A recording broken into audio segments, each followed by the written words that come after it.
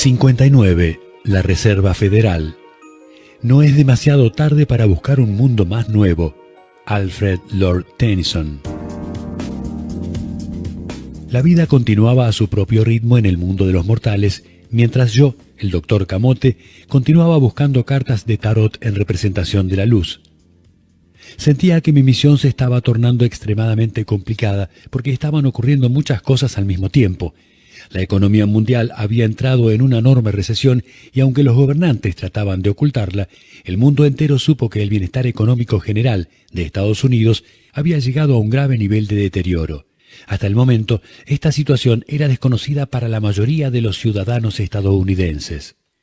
Las campañas para las elecciones a presidente de los Estados Unidos se hallaban en una fase avanzada y la opinión pública estaba totalmente confundida. Sin embargo, en la mente de la mayoría de los ciudadanos había algo en claro y era el deterioro del poder adquisitivo. Cada día se hacía más evidente y la mayoría de los hogares se veían acosados por deudas, y eran deudas insidiosas, porque además de destruir el país, estaban consumiendo trágicamente a los ciudadanos. Denise Richards estaba ganando popularidad. Sus artículos en periódicos y sus entrevistas en radio y televisión habían llegado a una gran parte de la población, haciendo que las personas tomaran conciencia de la situación y la siguieran. El pueblo estaba comenzando a entender, al menos en parte, lo que estaba sucediendo. Fui a la Universidad de Miami y me ubiqué confortablemente en medio de un salón de clases atestado de alumnos. Las clases que daba Denise eran populares en todos los niveles de grado y atraían estudiantes de todos los cursos, no solo los de economía. Sus clases eran siempre muy concurridas debido a la recomendación de boca a boca sobre su capacidad para comunicar temas importantes. Los estudiantes que llegaban a la clase podían no encontrar asiento, pero igual se quedaban, sentados en el piso o apretados en los asientos. Era obvio que preferían privarse de comodidad solo para poder escuchar a Denise. Vi que hacían esto con adulación. Denise era una persona rara, alguien que poseía honestidad e integridad. Eso era lo que las personas buscaban con gran urgencia, y esto en sí mismo es lo que la gente del establishment más odiaba y más temía.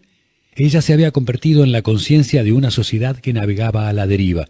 Si continuaban navegando en esa dirección desconocida, derivarían hacia una situación inevitable que los llevaría al fracaso, no solo económico, sino también espiritual. Este tipo de fracaso podría provocar una ola gigante que hundiría a la sociedad. Cuando Denise entró a la sala, fue bienvenida por los estudiantes con una ovación de pie. Denise se sentía cada vez más a gusto con su nuevo papel. En todas partes, la gente se reunía para escucharla y los estudiantes la amaban. Las autoridades locales y estatales estaban comenzando a temerle, y Denise sabía que su temor podía convertirlos en enemigos poderosos. Por esa razón, intentaba moderar sus opiniones para evitar seguir acumulando enemigos. Leunam se había hecho un buen amigo de Denise. Ella lo había consultado por diferentes temas relacionados a los números y otros aspectos de lo oculto. Había reservado un asiento para Leunam en el auditorio de la Universidad de Miami, donde se dictaba la clase. Leunam llegó temprano, ya que no quería perder un solo momento de la conferencia. Denise no estaba segura de cuán lejos llegaría en sus críticas, pero sabía que por medio de la lección de ese día, la situación llegaría a un punto sin retorno. Denise cruzaría el umbral de lo erróneo a fin de ingresar al reino de lo prohibido. Puedo ver a Camotin sentado en la primera fila. Cursaba su último año de estudios en la Universidad de Miami y estaba listo para graduarse. A fines de 2008 obtendría el título de licenciado en Ciencias con especialización en Economía. Camotin era consciente de lo que había que hacer para el bien del país y nunca dudó del hecho de que respaldaría a Denise de la forma en que pudiera. —¿Cómo estás, Camotín? —le pregunté mientras me acercaba a él. —Hola, doctor Camote. Ha pasado mucho tiempo desde su última visita —dijo Camotín, al parecer complacido de verme. —A decir verdad, Camotín, he estado muy ocupado y ahora finalmente tengo tiempo para volver a visitar viejos amigos —respondí con una sonrisa. Me puse cómodo a medida que las conversaciones cesaron y la clase quedó silenciosa. Todos esperaban ansiosos que Denise hablara. —Hola y bienvenidos —comenzó Denise. —Hola, profesora —respondieron los estudiantes al unísono. —Puedo ver que nuestras clases continúan creciendo y eso me hace muy feliz. Hoy voy a discutir sobre un tema muy problemático del cual todavía no les hablé. Los estudiantes estaban atentos y se inclinaron hacia adelante con emoción. Se escucharon murmullos por toda la clase cuando Denise prosiguió. Hoy voy a hablarles de la Reserva Federal, como se le llama al Banco Central de los Estados Unidos. Como saben, me gusta comenzar con un poquito de historia. De esa forma podrán comprender mejor no solo el origen, sino las diferentes ramificaciones de nuestro sistema financiero. Comenzaré por contarles acerca de un gran mito creado para hacernos creer que estamos estudiando y hablando de una institución venerable, pero con la clase de hoy podrán advertir y entender que la Reserva Federal puede ser de todo un poco menos venerable, afirmó Denise, y su introducción fue recibida con risas. La Reserva Federal es, de una forma o de otra, un sistema bancario central de nuestro país. Fue creada en 1913 por medio de un acta federal llamada el Acta de la Reserva Federal. Oficialmente era un banco semipúblico, es decir, era controlada parcialmente por el gobierno, entidades privadas e inversores privados. La Reserva Federal fue el tercer sistema de banco central creado en los Estados Unidos. El primer banco actuó como el Banco Central de nuestro país desde 1791 hasta 1811. El segundo banco central de nuestra historia comenzó en 1816 y terminó en 1836. Como pueden ver, cada uno tuvo un tiempo de vida de 20 años y durante ese tiempo ambos bancos tuvieron a cargo la emisión de la moneda legal de este país. De esta forma, en lugar de actuar como un banco central, ambos participaron en otro tipo de actividades e incentivos bancarios, como créditos y depósitos comerciales, así como otros instrumentos financieros. Por supuesto, no podemos olvidar que los dos bancos actuaron como agentes fiscales para el gobierno de los Estados Unidos. Esos dos bancos tuvieron un funcionamiento y un patrón de conducta similar. Primero, en el momento en que esos bancos se establecieron, el gobierno compraba el 20% de las acciones del banco. El otro 80% era comprado por inversores y entidades privadas. Como estos intereses privados tenían el 80%, lógicamente tenían el control sobre el banco de una forma u otra. Estos bancos centrales competían en forma abierta con otros bancos para todo tipo de negocios y, por supuesto, cometieron todo tipo de irregularidades.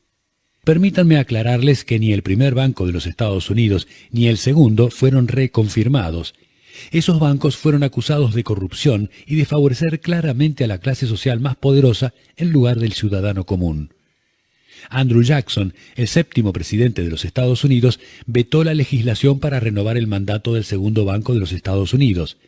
Fue luego de esa fecha y luego de ese momento histórico que se podría decir que comenzó un periodo de total libertad bancaria, dijo Denise.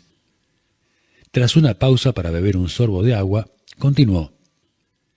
Como resultado de la Guerra Civil Americana, se creó un sistema bancario nacional mediante una nueva acta bancaria llamada Acta de Moneda Nacional. Cada uno de estos bancos tenía poder para emitir billetes basados en la cantidad de bonos emitidos bajo el control del gobierno. En 1864, el acta bancaria fue completamente revisada y comenzó a llamarse el Acta del Banco Nacional. A partir de ahí, y basado en esta ley, se crearon tanto la Oficina para la Auditoría de la Moneda como la Oficina del Jefe Administrativo para la Auditoría. Estas oficinas aún existen y son una parte integral del Departamento del Tesoro de los Estados Unidos. Podríamos decir que esos dos bancos eran muy limitados porque requerían una gran cantidad de reservas a fin de poder resistir situaciones difíciles. En muchos casos resultaron ser terribles para la economía de esa época. Durante este periodo se formaron comités para tratar de hallar soluciones a los problemas que surgían. En los comienzos, esos comités estudiaron los bancos centrales europeos y en base a ellos decidieron que el sistema del Banco Central alemán sería el más adecuado para las situaciones que enfrentaba el país. Este nuevo sistema tenía el potencial de ser más preciso y adecuado que el que se venía usando hasta ese momento, que estaba basado en la emisión de bonos. Esta decisión generó una alarma creciente y muchas sospechas en los círculos políticos y en ese momento comenzó la estructura conocida como Reserva Federal. Fue entonces, en noviembre, en el mes número 11 del año 1910, cuando se reunieron en la isla Jekyll 7 hombres que podemos definir como los 7 magníficos, ya que representaban los intereses de las industrias y de los bancos más poderosos de la nación. Esa es una fecha y también un nombre curiosos, que más tarde resultarían decisivos para el futuro del destino económico de nuestro país. Estos 7 magníficos eran Nelson Aldrich, jefe de la bancada republicana, suegro de John D. Rockefeller Jr., A. Platt Andrew, secretario asistente del Tesoro, Henry P. Davidson, socio senior de la compañía J.P. Morgan, Charles D. Norton, presidente del primer Banco Nacional de Nueva York, que luego se conoció como Citibank, Benjamin Strong, vicepresidente del J.P. Morgan Banker Trust, que luego se convirtió en el vicepresidente de la Reserva Federal, Frank A. Vanderlip, presidente del Citibank Nacional de Nueva York, que más tarde formó parte del Citibank. Vanderlip también era el representante directo de William Rockefeller en la reunión. El último representante era Paul M. Warburg, socio en Kuhn, Loewe y compañía, que también representaba a las familias europeas Rothschild y Warburg. Este encuentro debía ocurrir en total secreto y nadie debía ser capaz de descubrir siquiera que la reunión había tenido lugar. Los asistentes cumplieron sus objetivos. No fue hasta el año 1916 en que el periodista Charles Forbes publicó un artículo sobre la reunión en Jekyll Island. El título del artículo era Un viaje de casa. La clase gobernante de la época, esto es decir, la gente más rica del comienzo del siglo XX, necesitaba un mecanismo que le diera un control total de la economía y al mismo tiempo control sobre el destino de la humanidad. Este mecanismo sería la Reserva Federal. No tenemos tiempo hoy para analizar todos los personajes presentes en el famoso viaje de casa, pero recuerden que Paul M. Warburg representaba a los Rothschild, que en ese momento controlaban el Banco de Inglaterra, así como otros bancos centrales europeos. Si les interesa aprender más detalles sobre esto, pueden leer numerosos artículos sobre las personas y actividades de los 7 magníficos. Ahora, volvamos al tema de la Reserva Federal. ¿Qué representa la Reserva Federal?, preguntó Denis. Es la institución a cargo de la creación de la moneda que circula en los Estados Unidos, respondió un estudiante. Buena respuesta. ¿Qué más?, preguntó Denis. La Reserva Federal se encarga de controlar todo el dinero que circula en nuestra nación, replicó Camotín. Me sentí muy orgulloso de Camotín. Advertí que había madurado mucho y yo estaba muy complacido. Camotín me miró de reojo como si buscase mi aprobación. Asentí en reconocimiento. Eso es muy bueno, continuó Denis. Podemos decir entonces que la principal misión de la Reserva Federal es la emisión de moneda, así como su expansión y distribución.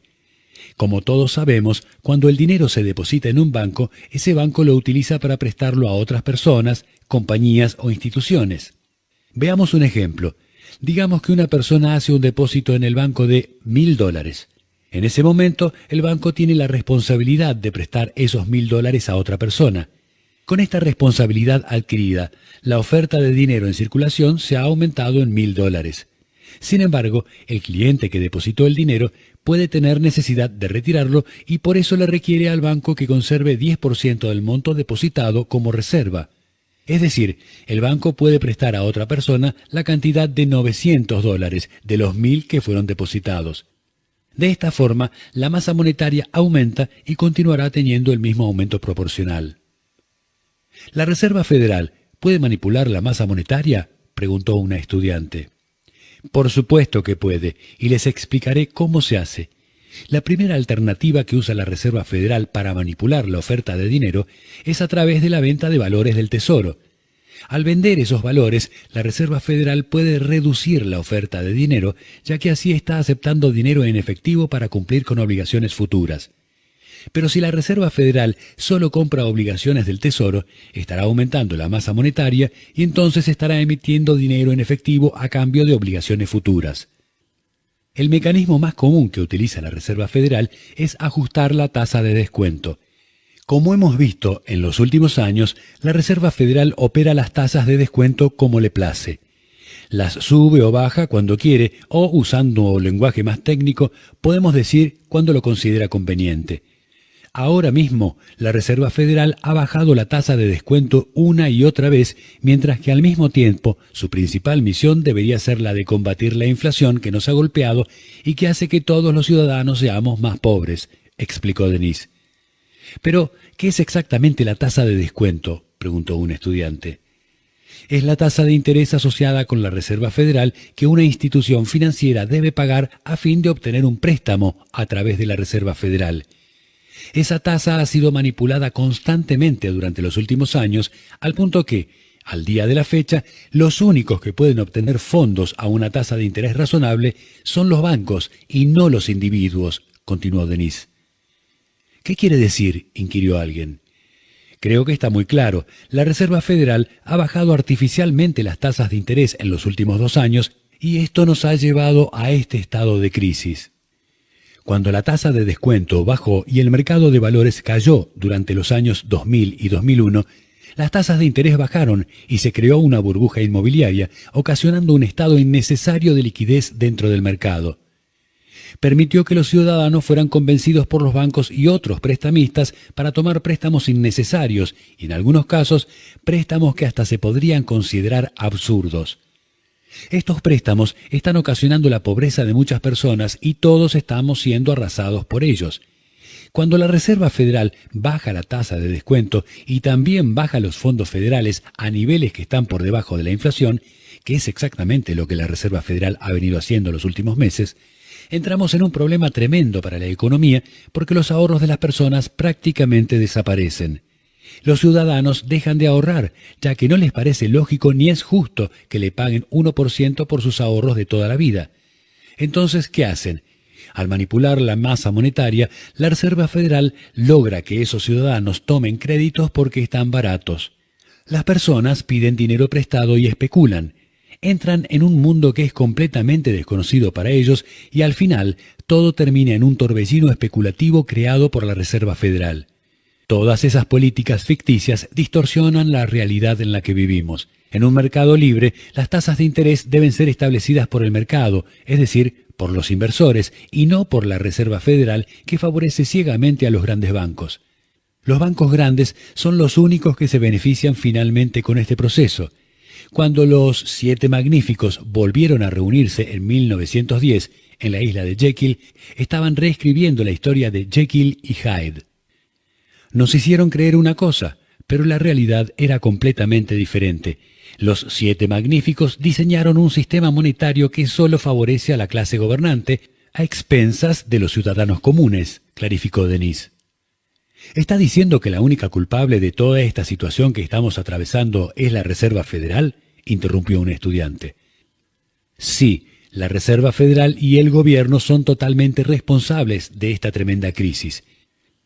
Los supuestos esfuerzos realizados por la Reserva Federal para mantener a flote la economía no solo fueron un rotundo fracaso, sino que nos ha colocado en una recesión de consecuencias desconocidas. Pueden advertir que las tasas de interés están bajas, pero los bancos no le prestan dinero a nadie.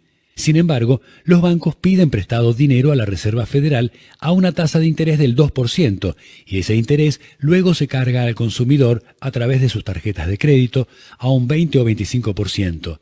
¿Es racional eso? Yo lo llamaría usura. Los fondos públicos, que son prestados a una tasa de interés del 2% a los bancos, son vueltos a prestar a los ciudadanos a una tasa del 20 o 25%. Esto es lo que las políticas monetarias han logrado.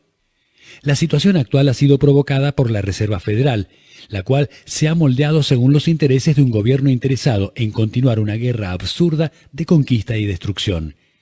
Se dice que los directivos de la Reserva Federal creían que los inversionistas internacionales comprenderían la sofisticación y profundidad de los mercados financieros de nuestro país y que nos ayudarían a resolver la situación sin siquiera tener que pedírselo. Denise hizo una breve pausa y continuó su presentación. Pero yo me pregunto, ¿de qué clase de sofisticación están hablando? ¿Sofisticación es la capacidad de rescatar al quinto banco de los Estados Unidos de la quiebra? Si no fueras capaz de efectuar los pagos de tu hipoteca, el banco te quitaría tu casa, pero si has especulado enormemente, entonces puedes ir a la Reserva Federal para que te rescaten. Ese es el legado de los 7 magníficos que propiciaron el nacimiento de la Reserva Federal. Es la cara oculta de Jekyll y Hyde que afecta a todos los ciudadanos de Estados Unidos. Todos sufriremos debido a la acumulación de miseria que estos caballeros han dejado atrás. Ahora deberemos pagar por las políticas económicas dementes de nuestros líderes, y nuestros hijos también tendrán que pagar por ellas. Entonces, ¿cuál es la alternativa más razonable para todo esto? ¿Qué se debe hacer para que el pueblo advierta lo que está pasando?, preguntó Denise. La gente advierte lo que está pasando, pero no les importa, insinuó alguien. Exacto, pero los precios de todo lo que nos rodea continúan subiendo. El precio de los alimentos ha aumentado más del 20% en este año. La gasolina ha aumentado 40% en solo un año, al mismo tiempo que estas personas bajan las tasas de interés para que sus amigos puedan beneficiarse. Yo me pregunto, ¿hacia dónde vamos con todo esto? ¿Han viajado en avión últimamente? No solo debemos pagar una suma exorbitante de dinero, sino que también debemos pagar por nuestro equipaje, y si disentimos con ellos, nos pueden negar el acceso al avión, o hasta golpearnos. Todo lo que nos rodea está fuera de control, y debido a ello, lo pagamos de una forma u otra. El gobierno trata de justificarse y dice que la economía está creciendo un poco. Esto es decir, que está creciendo un 1% o un 0.5%, pero en realidad todo esto no es más que una gran mentira. En primer lugar, esos caballeros toman en cuenta el crecimiento que se conoce como Producto Bruto Interno. Nos dicen que ha crecido 4.5% y entonces le restan la llamada inflación del 3.5% y como resultado reciben una tasa de crecimiento positivo del 1%. Pero si esta gente fuera sincera y utilizara las tasas reales de inflación, que están en no menos del 10% anual, entonces tendríamos una tasa de crecimiento negativo de menos 5.5% por año. En cada año que pasa, la vida de las personas empeora en relación con el año anterior, pero de alguna forma se arreglan para salir adelante, mediante créditos y otras trampas. La realidad es que cada día estamos en una peor situación, que desgraciadamente no va a mejorar. ¿Y qué va a pasar entonces?, volvió a preguntar Denise. Más guerra, replicó otro estudiante. Sí, desgraciadamente, como resultado de todo esto, habrá más y más guerras, más y más miseria, más y más destrucción. La Reserva Federal ha construido una pirámide que ya comenzó a desmoronarse y cuando llegue el momento de caer, nos aplastará a todos, admitió Denise. Si usted fuera presidente de los Estados Unidos, ¿qué haría?, quiso saber una estudiante. Aboliría la Reserva Federal y crearía un nuevo banco central que estaría cuidadosamente regulado para servir a todos los ciudadanos y no solo a la clase gobernante y sus bancos. Aboliría el sistema de deuda continua que ha atrapado a todos los ciudadanos. La Reserva Federal debería ser abolida porque no ha cumplido sus promesas, según las cuales fue creada en teoría por los 7 magníficos. La Reserva Federal se ha convertido en una suerte de cártel, del tipo del cártel de OPEP, que actúa en contra del interés público. Es la palabra usura llevada a su máximo nivel, debido a que, al utilizar el sistema bancario de reserva fraccional, no solo se multiplica la deuda actual, sino que se genera inflación. Todo esto provoca un estado de continua desventaja para la economía y nos lleva a buscar guerras que son completamente ilógicas e innecesarias para justificar todo el proceso de deterioro al que nos ha llevado la Reserva Federal. Esta situación favorece el totalitarismo y aumenta notoriamente el poder de la clase dirigente que ha hundido a nuestro país y al resto del mundo en una crisis sin reservas. Es el equivalente a un sheriff de Nottingham moderno. Todo lo que hace es robar al pobre para dárselo al rico, explicó Denise. De pronto Leunam gritó: «Si haces eso, serás asesinada como lo fue el presidente Kennedy». El auditorio quedó completamente en silencio. «¿Qué quieres decir con eso, Leunam?», preguntó Denise. «Sabes exactamente lo que quiero decir», respondió Leunam. «Si hay algo que quieras contarnos, eres bienvenido para acompañarme aquí al frente», afirmó Denise. Leunam se adelantó, tomó una silla y la acercó a Denise. «Por favor, explícanos», pidió Denise. Leunam se dirigió a la audiencia. Algunos de ustedes quizás me conozcan por alguno de mis programas de televisión y otros han asistido a mis clases de numerología. Lo que les voy a contar es una historia que ocurrió en nuestro país no hace mucho y hará que comprendan mucho mejor lo que la doctora Richards les acaba de explicar. «Cuéntenos, Leunam», gritó Camotin emocionado. John F. Kennedy fue el presidente número 35 de Estados Unidos. Fue el presidente electo más joven y también el más joven en morir. Pero, ¿por qué fue asesinado el presidente Kennedy?, preguntó Leunam a la audiencia. Porque el presidente Kennedy y su hermano Bobby atacaron al crimen organizado, específicamente a la mafia, respondió otro estudiante.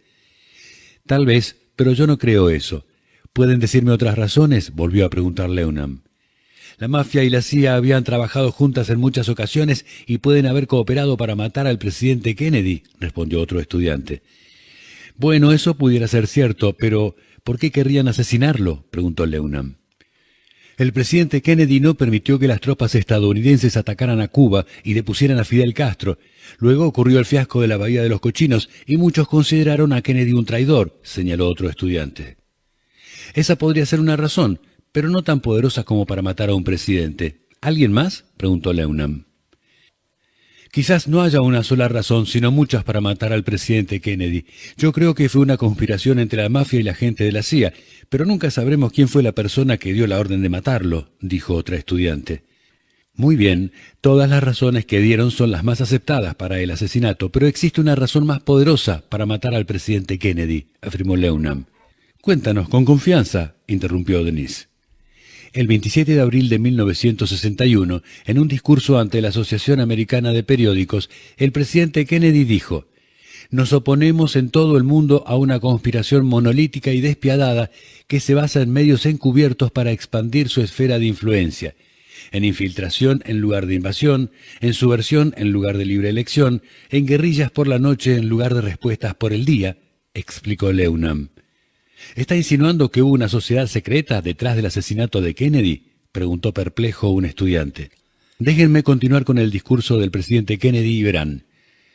Es un sistema que ha reclutado vastos recursos humanos y materiales para construir una maquinaria muy intrincada y eficaz que combina operaciones militares, de inteligencia, económicas, científicas y políticas. Sus medidas son ocultas, no públicas. Su milicia es disimulada, no mostrada. Sus disidentes son silenciados, no elogiados. No se cuestionan gastos, no se confía en rumores, no se revelan secretos, prosiguió Leunam. ¿Está insinuando que este discurso no fue bien recibido por el establishment y sugiere que selló el destino de Kennedy?, preguntó Camotin. Este